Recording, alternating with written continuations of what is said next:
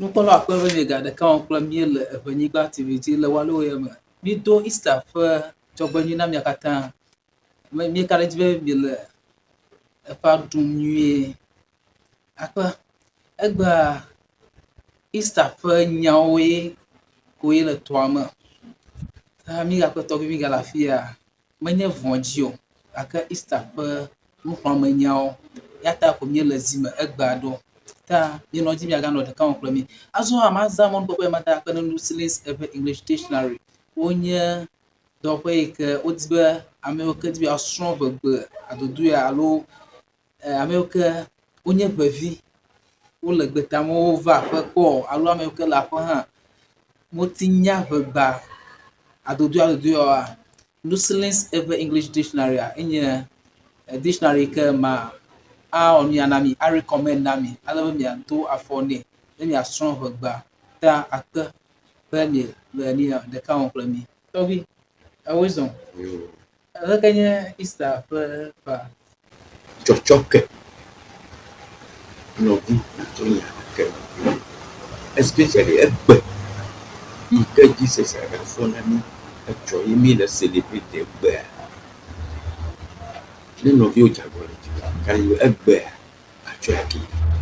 Egɔme Yesu fia eku ɖe mia ta. Miaƒe nu vɔ̃wo ta. Nu yiwo medze be miawɔ oa. Miwɔe. Ye nu mawo va na Mawu atsɔ fia kɔ sa afɔ ɖe mia ta. Ke ɖi ekpɔtɔ le mia gbɔ. Mia ŋutɔ miage ɖe mia ɖokuiwo le miaƒe dziwo me. Miadzudzɔ nu mawo. Aga yi dzia ne be yematsɔ ke o ɖi. Ame ɖe agatsɔ ke o. Ne wo ya ebe yematatsɔ ke ye nɔviwo. Ame ɖeke matsɔ ke o. Ne be yematsɔ ke ye nɔviwo. Ame ɖeke matsɔ ke o. Even Mawu ŋutɔ kple hã matsɔ ke o. Nui ne doa ye na ba. Ye na ba. Ye na ŋe. Nenema wo yina ema. Ta mi gale kuku ɖe ne mia nɔviwo miatɔwo kple mia mamãwo katã be egbe ye mi gaɖu asa ya.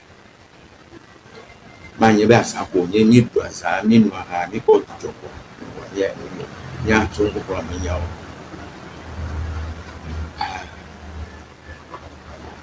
Akplɔ nu mia nɔnɔewo le miaƒewo me, miaƒe kɔƒewo me, miaƒe duwo me. Le teƒe ɖe sia ɖe ke ame yiwo nye xɔsetɔwo ƒe yiwo xɔse. Wɔntɔwo be yiwo xɔsea wonye kɔ da wowɔ ƒe dɔ wɔna ne woaditsa. Ale amewo dzi akplɔ nu amewo abidzi mawo nya. Mawu ŋutɔ gblɔ na mi be yea tsɔtsɔke ma me nye. Ne wɔ nu gbegble ye wɔ ŋutɔ kpɔ be nu ye wɔ menye o. Ye eɖe kukua. Mawu atsɔe ake.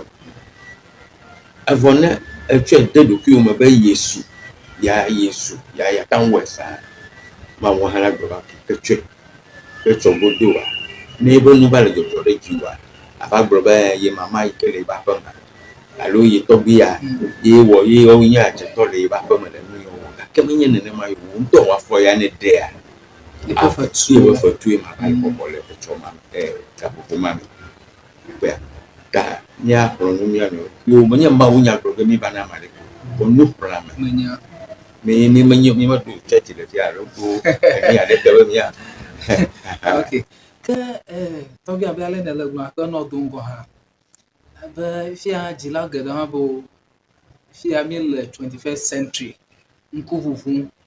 Ta mehiã be ne ɖevi le afɔ aɖewo ɖema alo be mɔ ye be ato nye ya. Ale be dzila natso anɔ mɔ xe nɛ, anɔ nyagbe nɛ be megawɔ no ɖe asi le wo ŋu. Ale be ɖevi ŋutɔ na atsɔ yiƒe mɔ. Le akpa ma godzi enyo nenema. Nɔvi ekpɔa ne do ati do aƒeme. Ati ame ɖe do ɖe eba aƒeme. Ye kpɔ be edzɔ fine. Ye wònya kpɔ no. Ye wò hã di va do le aƒeme. Nu ka wòne be nawɔ? Ele be natrɔ asi le ŋu. Ekpɔa ele be wòhã natrɔ. Gake ne kpɔ be atia mu na yina ɖe akpa ɖeka. Ele be nadzɔe. Megagblɔ be ne tsi afi yava dzɔe. Maganya dzɔ. Eʋea. Nenye be ɖeviwo le mia sia, kafla mia katã aƒe vovovo me ŋutsu. Sro leke wokɔ ha ame sia ame tso yiƒe aƒe. Yevu nya yawo he mi va le gba be ɖevia mi kasi, ye ŋutɔ neva kpɔe be leke, ye ŋutɔ neva kpɔe. Gama me wòava tsi ɖo nenema. Enya yiwo katã gblɔ ge le nia megale se ɖo. Gake ne dze gɔme tso ɖevi me, dze gɔme nɛ tso ɖevi me, awo megayi fi me o. Nu yawo mewɔnɛ o, eyiwo mewɔnɛ o. Wɔ leke, ɖevia ele sro. Le ɣe yi ke nana ɖevia tso aƒe me, ye wòakɔ do go ɖe gota. Eʋea, ta nu ma gblɔ le be mehiã oa, ehiã ŋutɔ. Menye be woagblɔ be blemanya. Kafla tefrati. Ne amewo gblɔe nenema, mebiana be Mawu yeye ɖe li. Mawu yeye aɖeke meli o. Mawu yeye ɖeke meli o. The 10 commandment ya, ye mi na mi tso blema me. Ye koe. Tefrati ne gayi ɖe hunɔwo gbɔ hã, mokɔ afakalawo gbɔ. The same nya ma ko gblɔna. Wobe megafifi o, megadi ame srɔ̃, megawɔ yi o.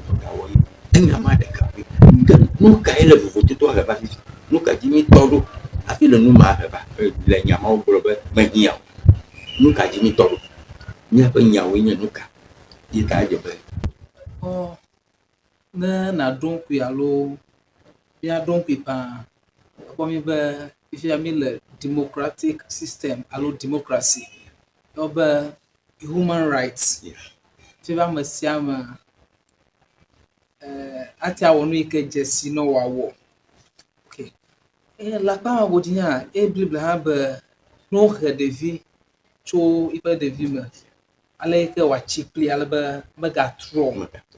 Gake le human rights ƒe nya ya alo democracy ƒe nya kple Mawu ƒe nya ya woŋlɔ da ɖe anyi. Kpɔ be vovototo le me. Eƒe ame eve ya, heke wòle mia kɔkɔm akɔ wɔ dɔ. Nɔvinye, enya democracy de mi mese gɔme. Ekpɔ be tsã ɖe eyevuwo nɔ miaƒe viwo gbɔ. Leke wowɔ woa, nu mae na ye ame ɖewo tsi atsitre be no, medze be wole nɔ democracy adze gɔme tso míanɔ mía ɖokuiwo si. That is democracy. Gake efia be ne be nanɔ ɖokuiwo si ɖi, nu yi ke medze be nawɔ na. Edze be naɖo ŋku be the 10 commandment ae. Ese yeye ɖeke mele anyigba ya dzi o. Mía tɔgbuiwo meva wɔ se ɖeke o. Ke boŋ nu yiwo wɔ ye nye menya alo gblɔ mese nye be ese aɖewo lia le gaƒoƒo ma me. Mi magata wɔ egbe o.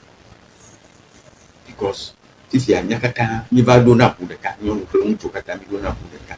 Mi kana mía nɔnɔewo ŋuti. Nu mawo le tsama, nu mawo menyo o. Megblɔ la wɔ le ƒo. Vɔ le ne li ɖe Muslimtɔwo gbɔa, Muslia ele wo gbɔ. Tso gbedoɖaƒe hã, ŋutsu ƒe gbedoɖaƒe le vovo, nyɔnuwo ŋutsuwo nɔna ŋgɔ, nyɔnuwo nɔna ŋgɔ, wotso na me. Eʋea, game fia be no be democracy kɔa, ɖevi la tso ko atso ama. No, míaƒe democracy ya, tso gba ɖe me va yia, kpɔ be le seawo me, dukɔwo ƒe seawo mea, wogblɔna nu ɖe be criminal label. Ese ma mele be wone ɖe ɖo ɖa ɖe du. Ne ɖe ese ma ɖo ɖa, create a big vacuum ɖe gã ŋutɔ da ɖe anyi be ɖeviwo womabu ame tsitsiwo. Ese gɔmea ate ŋu kplɔ nya ɖe sia ɖe nɔ yi ke nya ɖeke mele si o na kplɔ. Abe kafla alo akpa ma godzi akpɔ be legbe ƒe ŋkekea me mi le hã, eva wɔ abe ɖevi aɖewo lia, wonye ame yiwo ke dɔ wɔm kafi le ƒe dzilawo hã gbɔ kpɔm. Gake wòva nye nenema, dzilawo kura geɖea yi ke le nɔnɔma ƒe me wova na woƒe viwo. Nugata no nye be ɖevia wɔ nugbegble wògblɔ alo kamɔ nea, fia be nu ya ke ɖevia wɔna nea, fia megati gbɔna wɔwɔ ge nɛ o. Alo mekui hã. Enu ma ɖe, ye ta tso gɔmedzedzea ɖe. Ne mekplɔ ɖevia tso gɔmedzedze nyuie oa, ne eva le nya gblɔ nɛ le tsitsi ma makasi. na kata kwel bo je go ma tso ɖevi me nenye be evɔ nane vi menye be navɔ ne vi ame hehea menye agawo tsɔ hena ada ƒoa ɔri enye gatɔwo enye hiãtɔwo ele be nahe viwo ɖe ɖoɖo tɔxɛ ɖe nu ɖoɖo tɔxɛ ɖe nu be etsɔ ne yemeli o wa ne ame ɖe va do go ɖevi ma be yi gakple yewoazɔ ama nakpɔ nya be ɖevi ma etso aƒe me etso nunyalawo ƒe aƒe me etso ame yi ke vɔna Mawu ƒe me eƒea gake ne medze gɔme tso ɖevi me wa e ɖevia va tsi vɔ va le nu gbegblẽ wɔ fisa nu yɔ va wɔ eva lolo wòle be nagblɔe gake le vɔvɔ be ne gblɔea ele ɖevia de trɔbu ese gɔme hafi nase ko bobo li nu ke dzɔ hã